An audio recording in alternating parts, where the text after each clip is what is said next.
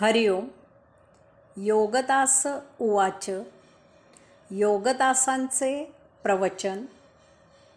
पंचाक्षय कोश भाग 2.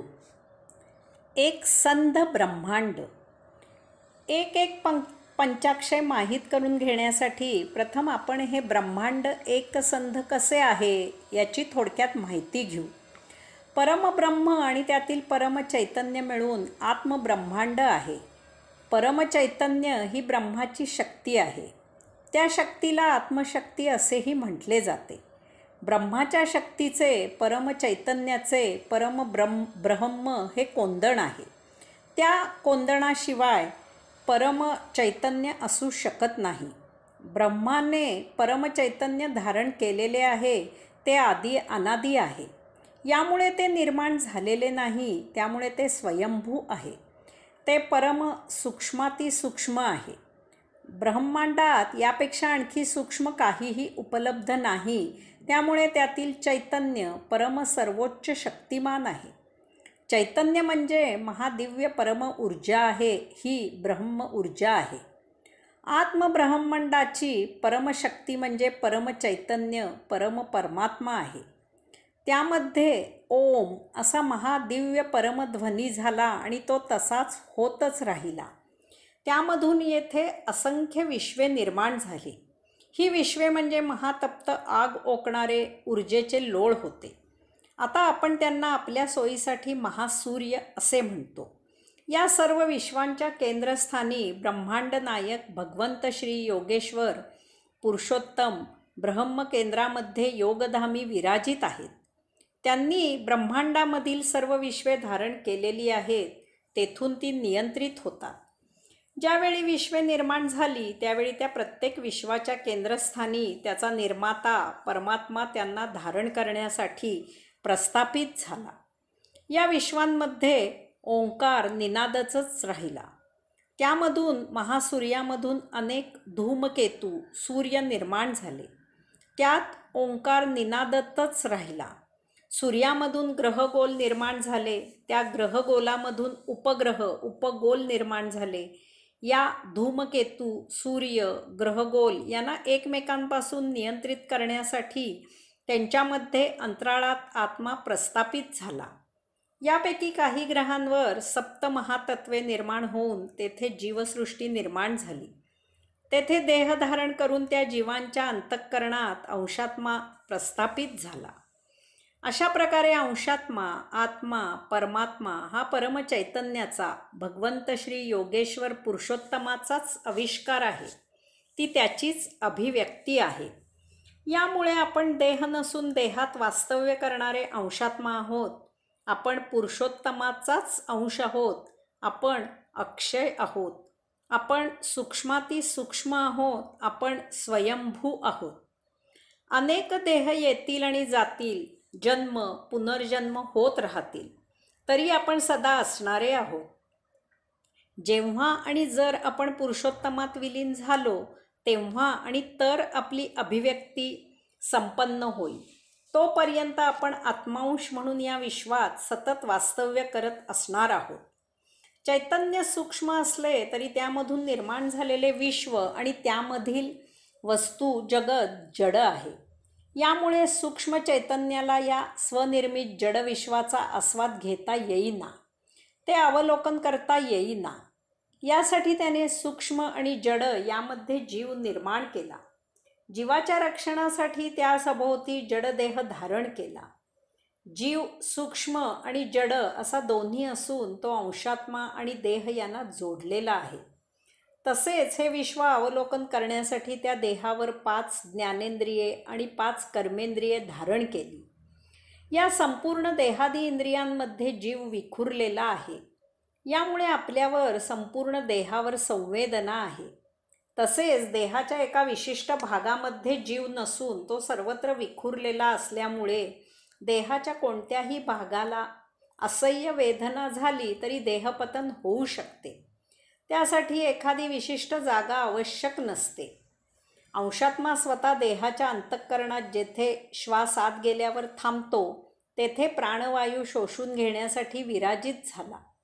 अशा प्रकारे जडदेहाच्या माध्यमामधून जडविश्व अवलोकन करणे शक्य झाले. जीव अंशात्म्याप्रमाणेच सूक्ष्म, अदृश्य, अरूप, निराकार, अव्यय असतो आणि त्या सभोवती देह धारण केलेला असतो. काही म्हणतात की जीव प्रथम पाण्यात धारण केला गेला, तर काही म्हणतात की जीव हवेत धारण केला गेला.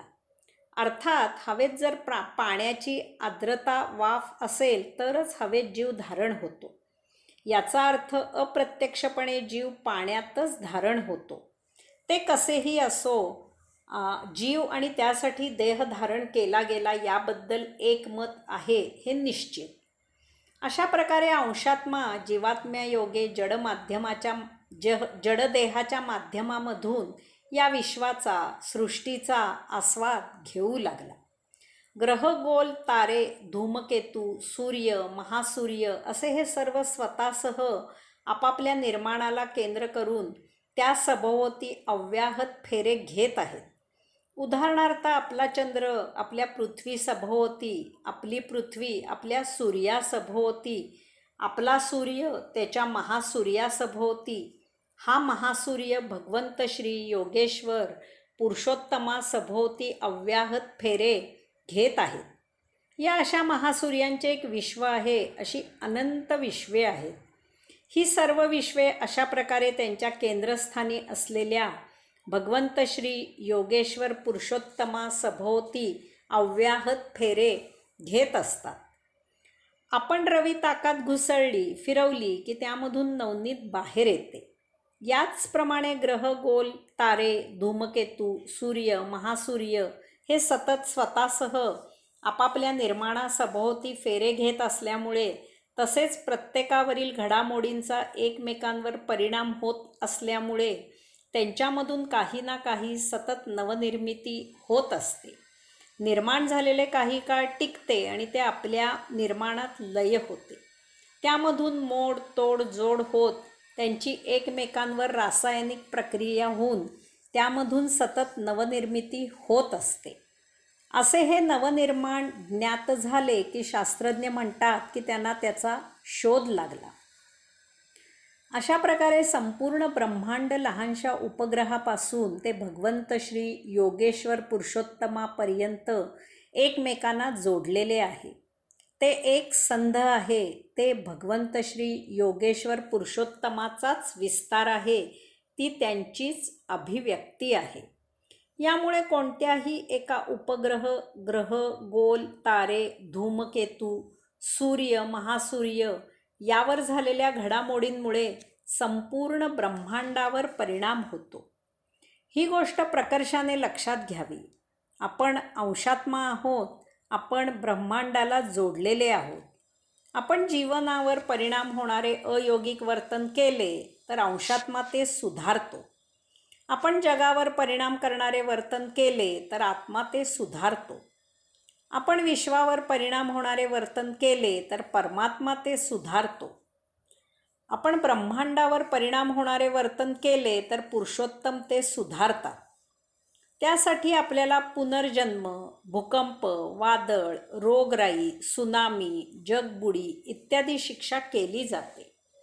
हे असे होऊ नये यासाठी स्वतः भगवंत श्रींनी अखिल ब्रह्मांडाला उपयुक्त असा श्रीमद भगवद्गीतोपदेश केला आहे.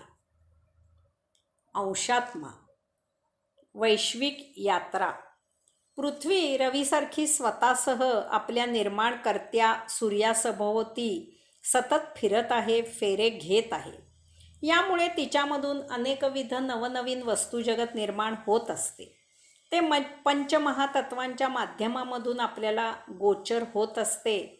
ते जड असल्यामुळे ते काही काळ टिकते आणि तो कालावधी संपला की ते पृथ्वीमध्ये लय होते. त्यामधून पुन्हा मोड, तोड, जोड होत त्यांची एकमेकांवर रासायनिक प्रक्रिया होऊन त्यामधून सतत नवनिर्मिती होत असते. जोपर्यंत विश्व आहे तोपर्यंत ही अशी नवनिर्मिती होत असणार आहे. या नवनिर्मितीचा शास्त्रज्ञ शोध लावतात आणि त्याची उपयुक्तता इतरे जनांना माहीत करून देतात. या योगे हळूहळू पृथ्वीवर वस्तुजगतात विविधता आणि वैचित्र्य येऊ लागले.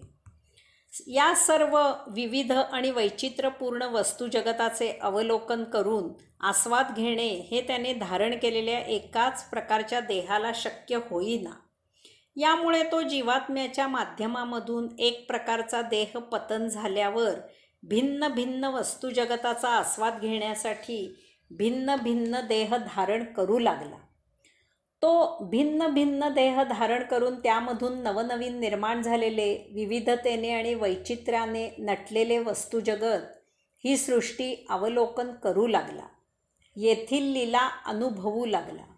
अशा प्रकारे त्याने 84 लक्ष प्रकारचे विविध देह धारण केलेले आहेत. या योगे त्यांच्या अवलोकनात समग्रता आली. प्रत्येक जुन्या पिढीला प्रत्येक नवीन पिढी वाया गेली आहे असेच वाटते.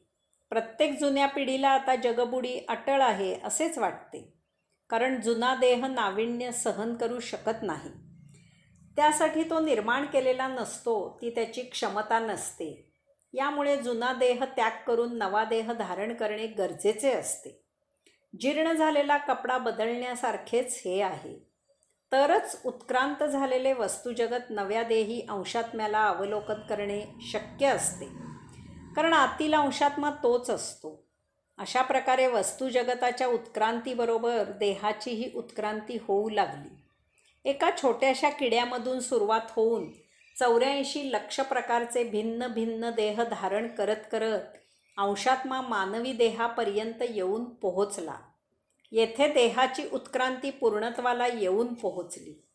येथे लक्षात घ्यायचा मुद्दा असा आहे की भिन्न भिन्न देह धारण करत असलेला अंशात्मा हा त्या भिन्न भिन्न देहांमध्ये अबाधित असतो. एका छोट्याशा किड्यापासून मानवी देहापर्यंत हा एकच एक अंशात्मा हे सर्व निरनिराळे देह धारण करत असतो आणि या विविधतेने आणि वैचित्र्याने नटलेल्या सृष्टीचा आस्वाद घेत असतो. अशा अर्थी तो अक्षय आहे. मानवी देह पतन झाला की त्याची वैश्विक यात्रा संपन्न होते.